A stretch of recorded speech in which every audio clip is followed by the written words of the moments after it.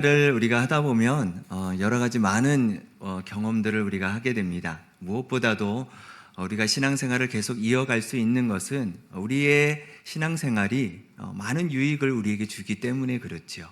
긍정적인 의미들이 우리 안에 더 많이 있기 때문에, 또한 또 영적인 하나님의 은혜가 우리 가운데 있기 때문에 우리는 신앙생활을 해 나가고 있습니다. 여러 가지 많은 긍정적인 경험들이 더 훨씬 많은 것 같아요. 예배를 통해서 하나님을 알아가는 기쁨과 감사가 있게 됩니다. 교회 공동체 안에서 우리 교우들과 함께 교제하고 함께 나누는 그런 즐거움이 우리한테 있지요. 교회의 여러 봉사와 또 사역을 통해서 하나님의 일을 한다라는 그런 뿌듯함도 우리 안에 또 있습니다. 영적인 체험으로 인해 하나님의 살아계심을 느끼고 또 믿음이 자라는 그런 은혜가 또 우리의 신앙생활 안에 있게 됩니다. 반면에 원치 않는 그런 경험들도 우리가 또 하게 되지요.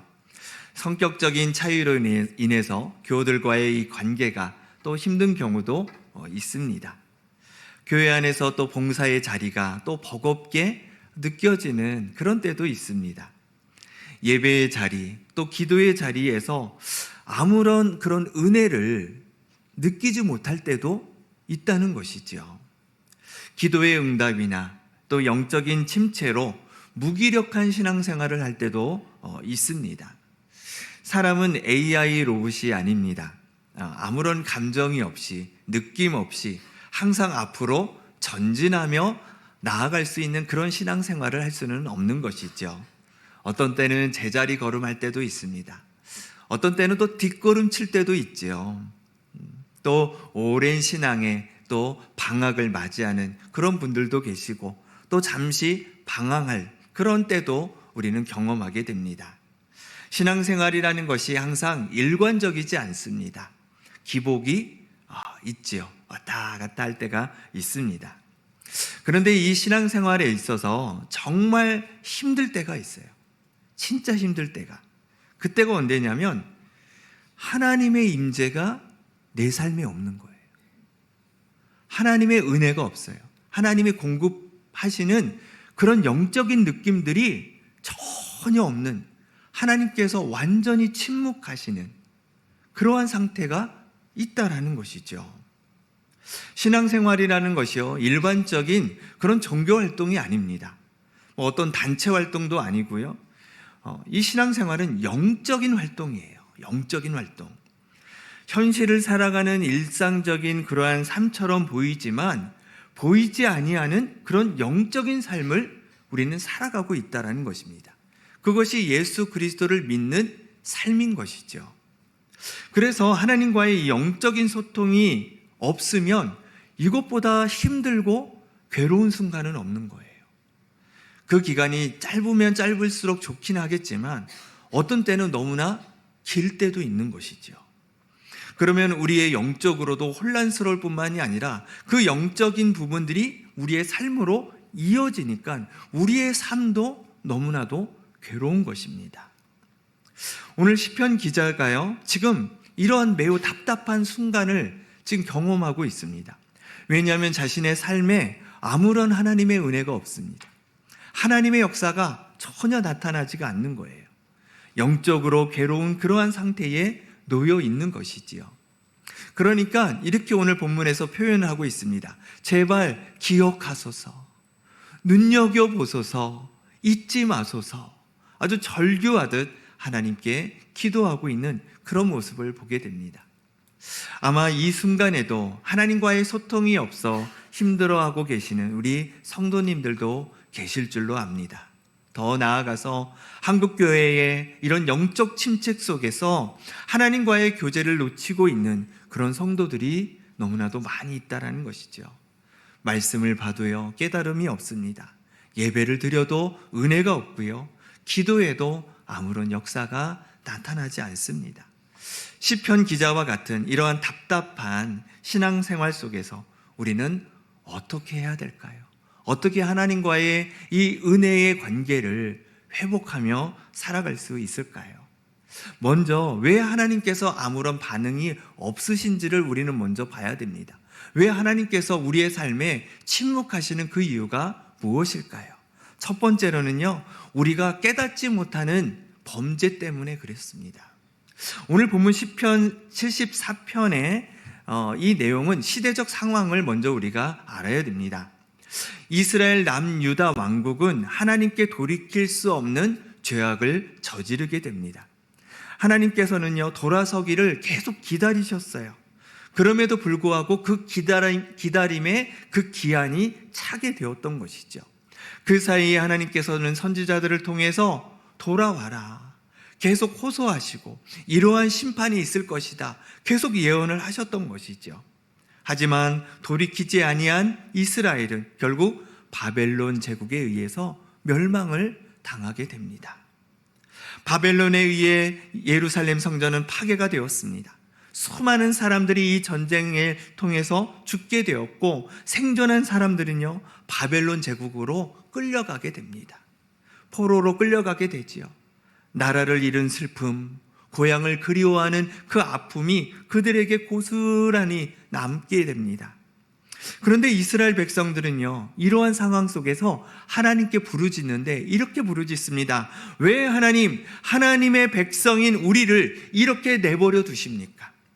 하나님의 성민이 아닙니까? 왜 우리를 보호하시지 않으셨습니까? 고통에서 왜 우리를 건지시지 않으십니까? 유다 사람들은 자신들이 왜 이런 고통을 받고 있는지 모르고 있는 거예요. 왜 하나님께서 침묵하고 계시는지를 모르고 있는 것이지요.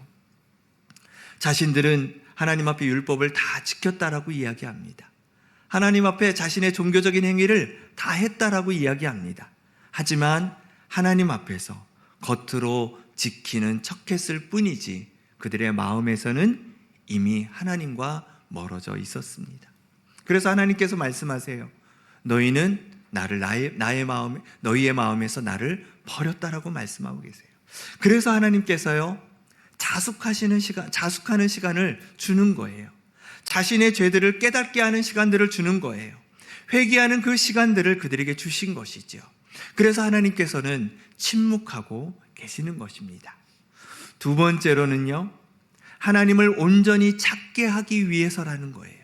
하나님이 침묵하시는 그 이유는 하나님을 다시 찾기 위해서 바로 침묵하고 계시다는 것입니다. 성경의 역사를 볼 때에 암흑기 시대들이 곳곳에 나타납니다.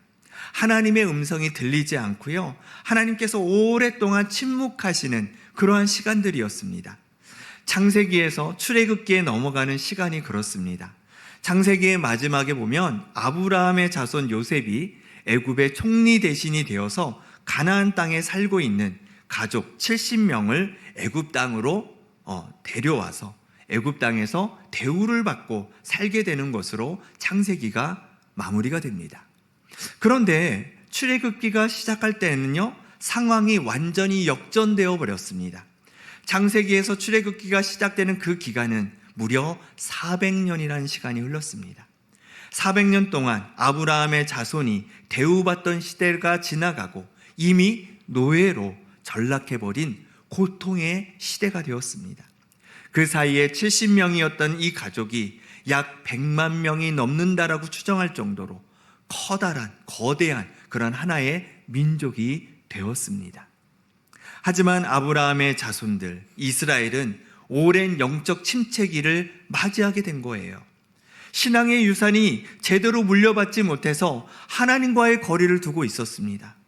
그러나 그 고통 속에서 그들이 부르짖고 하나님을 간절히 찾을 때에 하나님께서 일하기 시작하신 거예요.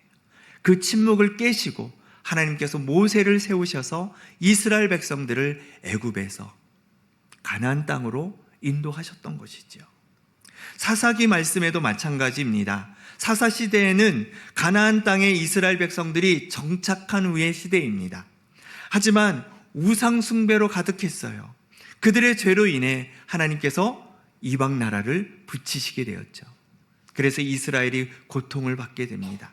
그 고통 속에서 이스라엘은 죄를 깨닫게 되고 회개하고 하나님께 부르짖고 하나님을 찾게 되는 것이죠.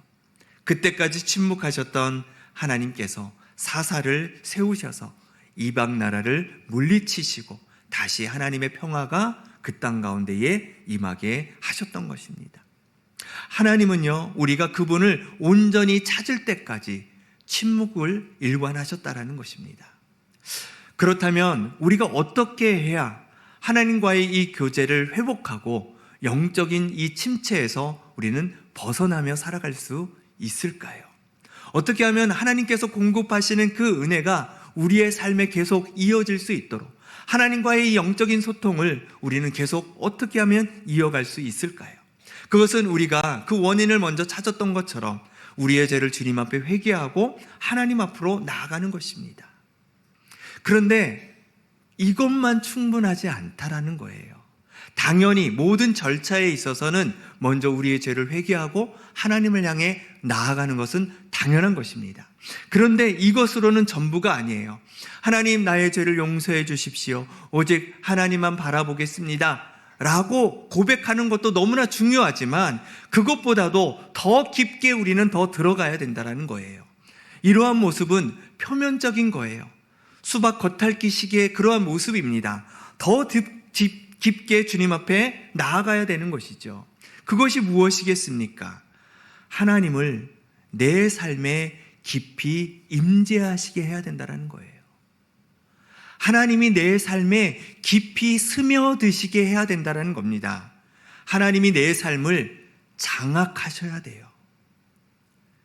내 삶에 하나님을 깊이 모셔야 되는 것이 제일 중요하다는 것입니다. 오늘 시편 기자는요, 자신의 절망과 같은 이 영적 침체 속에서 다시 하나님을 자신의 삶으로 모시고 있다는 거예요. 그런데 중요한 것이 있습니다. 내 삶에 하나님을 모시는 데 있어서 어떤 하나님을 내 삶에 모시냐는 거예요. 어떤 하나님을. 우리는요, 하나님을 찾을 때 막연하게 하나님을 찾고 있습니다. 하나님을 구체적으로 찾기보다는요, 막연해요. 그냥 하나님이에요. 그런데 성경은요, 하나님을 우리의 삶의 상황에 따라 구체적으로 표현하고 계시는 것을 우리는 볼 수가 있습니다.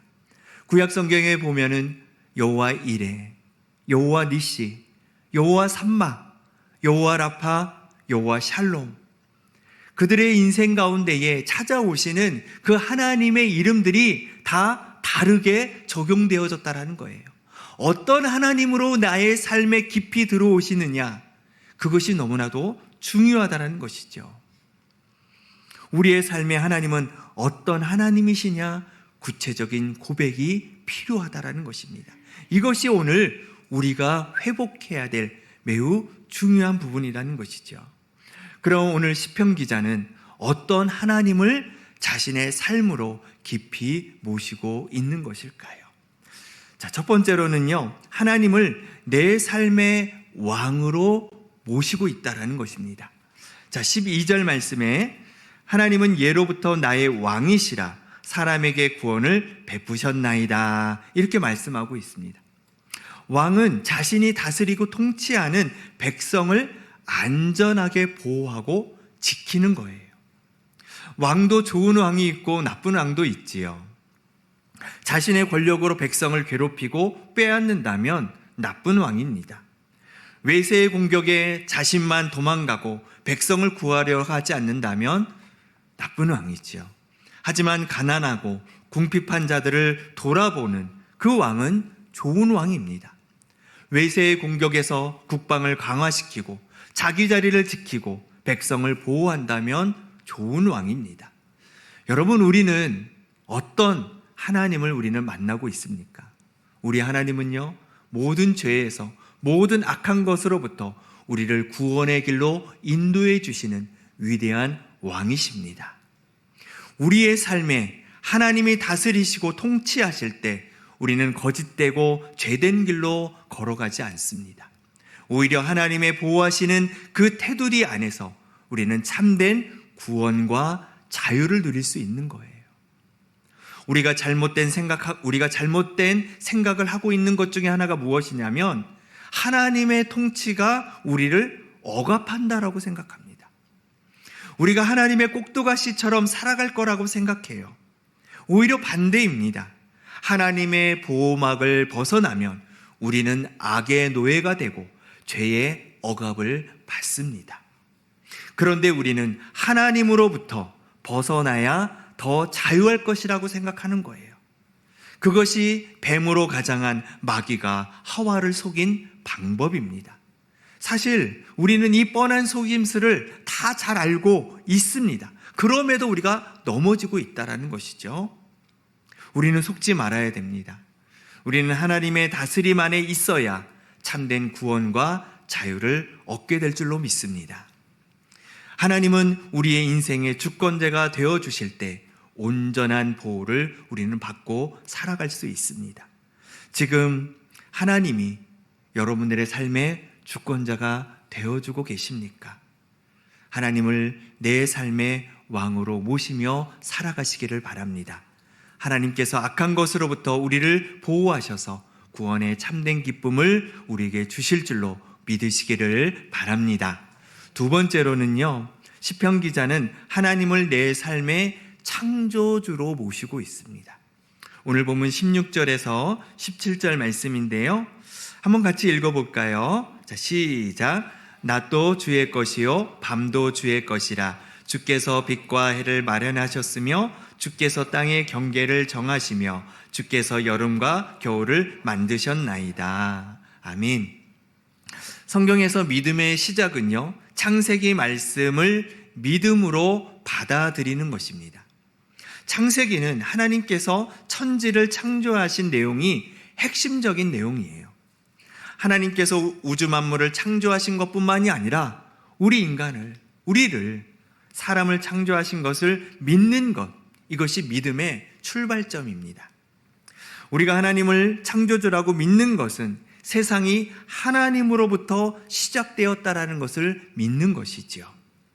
알파와 오메가, 시작과 끝이 하나님의 손에 있습니다.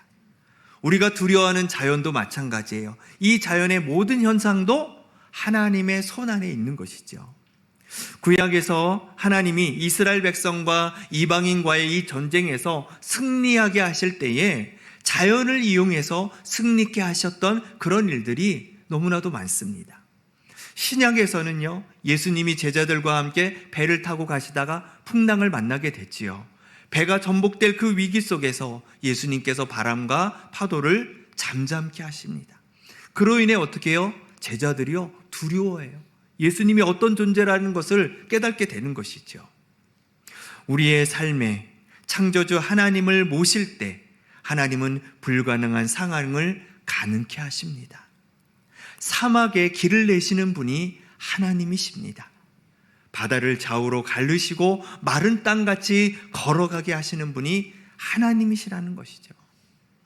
나라가 세워지고 무너지는 것도 하나님의 손에 달려있는 것입니다. 우리의 한계를 뛰어넘어 역사하시는 분이 바로 하나님이십니다. 마가복음 9장 23절에 이렇게 말씀하고 있습니다. 할 수 있거든이 무슨 말이냐? 믿는 자에게는 능히 하지 못할 일이 없느니라. 예수님께서 말씀하고 계세요. 이 땅에 존재하는 모든 것이 다 창조주 하나님의 것입니다. 그분을 내 삶에 모시고 살 때 안 될 것 같은 우리의 인생이 주님 앞에서 열려지게 될 줄로 믿습니다. 창조주 하나님을 믿는다면, 불가능을 가능케 하시는 하나님을 우리가 믿는다면 하나님께서 우리의 삶을 날마다 새롭게 창조하시는 그런 은혜를 베풀어 주실 줄로 믿습니다. 세 번째로는요, 이 시편 기자는 하나님을 공의로우신 하나님으로 모시고 있다는 거예요. 22절 말씀인데요, 22절 말씀 같이 한번 읽어보겠습니다. 시작. 하나님이여 일어나 주의 원통함을 푸시고 우매한 자가 종일 주를 비방하는 것을 기억하소서. 아멘. 하나님은 공의의 하나님이십니다. 이 공의의 하나님은 어떤 의미를 가지고 있을까요? 본질적으로 죄가 없으시고 흠이 없으신 절대적으로 의로우신 하나님이라는 거예요. 하나님의 모든 생각과 뜻과 행동은 완전하시고 옳으신 분이신 것이죠. 그래서 하나님은 모든 사람과 상황을 차별 없이 공평하게 대하십니다. 그리고 선과 악에 대한 분명한 기준으로 죄를 심판하시고 의로운 자를 상 주시는 분이시지요. 하나님의 심판은 결코 불공평하거나 편파적이지 않으십니다. 또한 하나님의 공의에는 고아와 과부, 나그네와 같은 사회적 약자들을 돌보고 억압받는 자들을 옹호하신다라는 거예요. 단순히 법적인 판단을 넘어서서 하나님의 자비로운 돌봄으로 연결되어져 있다라는 겁니다. 그렇기 때문에 하나님의 공의와 하나님의 사랑은 분리되지 않습니다. 오히려 그것들을 서로 보완해서 완성하고 계시는 것이죠. 그 하나님의 공의와 그 하나님의 사랑이 만나는 그 절정이 어딥니까? 그것이 바로 그리스도가 못 박히신 십자가라는 것이죠. 그것이 십자가입니다. 십자가는 하나님의 공의가 완전히 충족되면서 동시에 하나님의 사랑이 온전히 드러나는 사건, 그것이 바로 십자가의 사건이라는 것입니다. 죄를 심판하시면서도 죄인을 구원하시는 하나님의 놀라운 지혜와 성품이 바로 공의의 하나님 안에 담겨져 있다는 것이죠. 우리가 믿는 하나님은 공의의 하나님이십니다. 그래서 불의한 세상 속에서도 우리가 소망을 가지며 살아갈 수 있는 이유가 바로 여기에 있는 것이지요. 비록 현실은 어떻습니까? 악이 이기는 것 같아요. 죄를 범해도 잘 사는 것 같아요. 그냥 그들이 잘 살아가는 것들이 이상하게 여길 때가 너무나 많이 있습니다. 오히려 믿음의 사람들이, 오히려 착실하게 살아가는 사람들이, 선한 사람들이 오히려 힘없이 무너지고 더 많은 피해를 입고 살아가는 것처럼 보일 때가 너무나 많이 있지요. 하지만 그것은요, 잠시일 뿐입니다. 이 땅은 영원하지 않습니다.